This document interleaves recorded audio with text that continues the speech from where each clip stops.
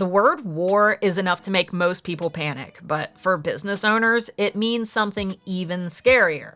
And before we get into this, I want to quickly throw out the disclaimer that this video is not meant to be a political piece, nor are we hosting a debate in the comments section. I want to look at this from one angle only, and that is the economic angle. Because whether people like it or not, times of uncertainty absolutely do change the way that people spend money. And if you run a small business, especially an online one, you need to know what to expect. Because Reuters reported that as the US-Iran war continues, analysts are warning that higher gas prices and volatile markets could hit consumer spending across all income levels, which is exactly the kind of ripple effect that eventually reaches small businesses.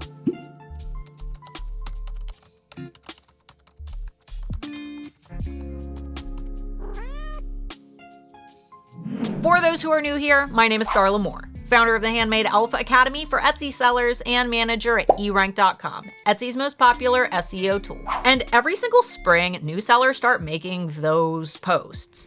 Is it quiet or is it just me? And usually the answer is a lot less dramatic than people want it to be. Spring is always slower on Etsy. Buyers are coming off of Q4, people are recovering from holiday spending, many are prepping for tax season, the weather starts changing, routines start changing, and unless you sell in a niche that is very spring specific, this is normally a quieter time of year. So right out the gate, I need new sellers to understand that if this is your first spring on Etsy and you started during the busier Q3 and Q4 season last year, you're seeing a normal seasonal shift. But this year, we have more stacked on top of that shift than usual, because now we're combining the normal spring slowdown with uncertainty, and uncertainty tends to make shoppers more cautious. The Federal Reserve's latest beige book says consumer spending increased only slightly overall, with many districts reporting that sales were being dampened by economic uncertainty,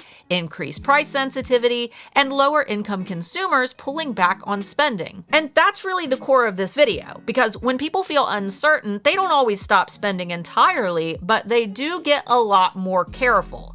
They may compare products side by side more often to ensure that their money is being well spent.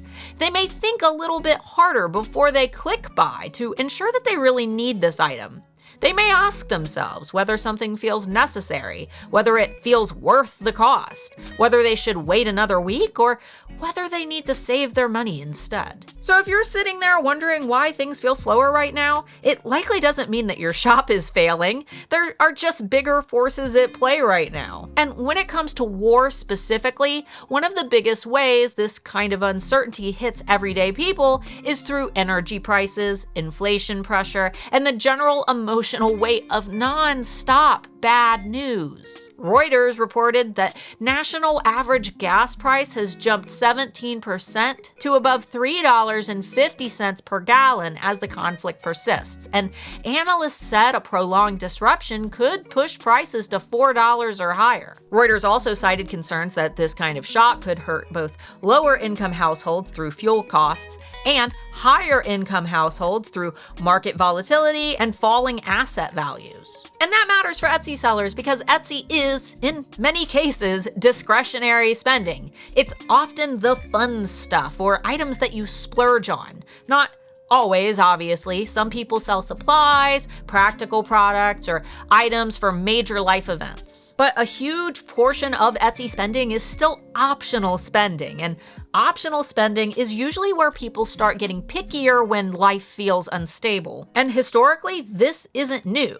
Economists have been studying war-related oil shocks and geopolitical disruptions for decades. War in any capacity has the potential to disrupt trade and impact energy costs, even for countries that aren't directly involved in the conflict. Which you likely already know, but something many aren't considering is that this is the first US war era where social media is a normal, constant constant, everyday part of life for most people, as is online spending. In fact, studies show that in late 2025, about half of US adults use Facebook and YouTube daily, and 24% use TikTok daily. Coincidentally, social media is also where most Americans consume their news. At the same time, the Census Bureau said e-commerce made up to 16.4% of total US retail sale in 2025, and 18.3% in the fourth quarter of 2025. So people are not just hearing bad news faster than before, they're hearing it on the exact same device that they shop on. These little squares are turning into mental lead weights. And that's insanely significant because years ago, people might catch the news at night, talk about it a little, and move on with their day. Now it's in their pockets all day. It's in their feeds. It's on TikTok, Facebook, in their group chats. It's showing up between a recipe video, a cat reel, and an Etsy ad. So even if somebody is still shopping, they're shopping in a completely different emotional environment than they would have been 20 years ago. On the flip side, careful spending does not automatically mean that people are broke, and uncertainty does not automatically mean that your shop is doomed. What it usually means is that people become more selective. They stop buying broad, random, just because items and start looking for things that feel more specific, emotionally relevant, more useful, and more worth the money. And interestingly enough, that is exactly what I'm seeing in the data right now. After analyzing 2,000 of Etsy's most searched trends with low competition, a lot of the strongest opportunities I found were not giant, flashy luxury items.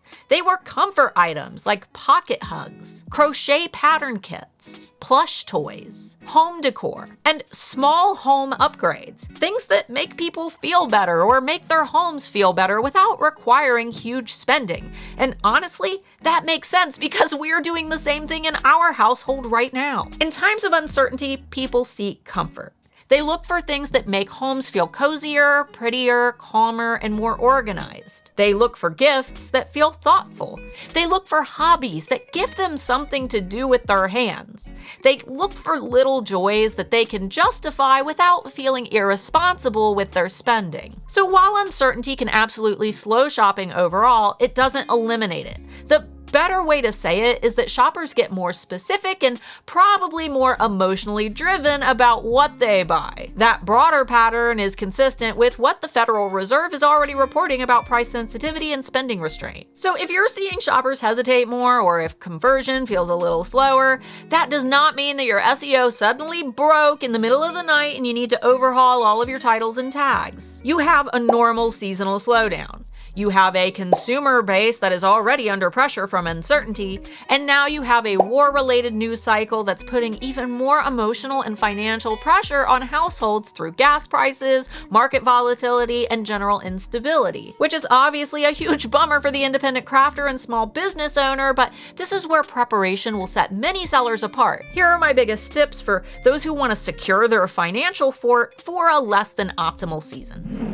First, let's stop taking everything personally. This may not be you, and if not, you can ignore this part, but in a lot of the Etsy Facebook groups, I'm seeing an immense amount of pity partying going on. And hey, we all deserve to have a little cry when things go south, but you also have to know when to pick yourself up, dust off your knees, and start strategizing. Not every slowdown is a personal failure, and not every quiet week is proof that your shop is broken or that the algorithm has changed. And it certainly doesn't mean that you need to burn down the whole house. Second, you need to pay even closer attention to relevance. When shoppers are more selective, generic products get even riskier. Guys, the world has enough Mama Bear sweatshirts. It's time to make something unique. Niched products for a niched demographic of people with clear use cases tend to do better in uncertain times because people want to feel confident about why they're spending. In that raw keyword report of the top 2,000 highly searched low competition keywords that I mentioned previously, most of the items listed were not normie products. They were extremely specific items catered to very targeted customers, which shouldn't be a surprise to my long-term viewers because this is the exact same information that I've been teaching for almost a decade. And third, I would be paying a lot of attention to products that offer comfort, softness, creativity, usefulness, or emotional value. This is exactly the kind of spending that people allow themselves when everything else feels tense, and search patterns on Etsy are reflecting this. Because even in weird times, people still celebrate birthdays, they still buy gifts, they still decorate their homes. They still want comfort, they still want hobbies, they still want to make someone smile, and they still want their house to feel like a place that they actually enjoy being in. Probably more so as gas prices rise and people spend more time at home. All this talk about niching and product research is actually a big part of why I spend so much time each month digging through Etsy trend data. Because when the market feels uncertain, the last thing that you should be doing is wasting your time and money guessing whether or not a product idea even has demand. You should constantly be looking for what people are actively searching for, what they're making room for in their budgets, and where pockets of opportunity exist before competition floods in. Which is exactly why every month I spend hours digging through Etsy search data to find trends where the search volume is higher than the number of competitors.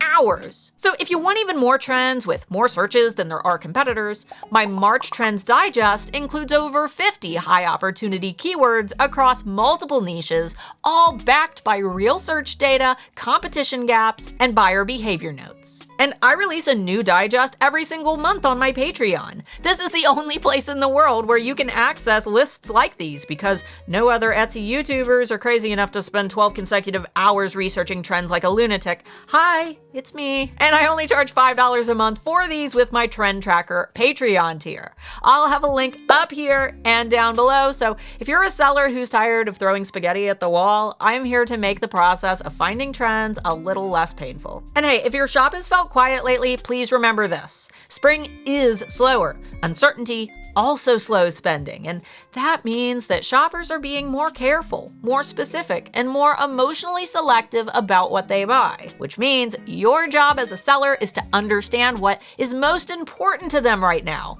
and how to adapt your business model to fit those needs. Until next time, Pookie.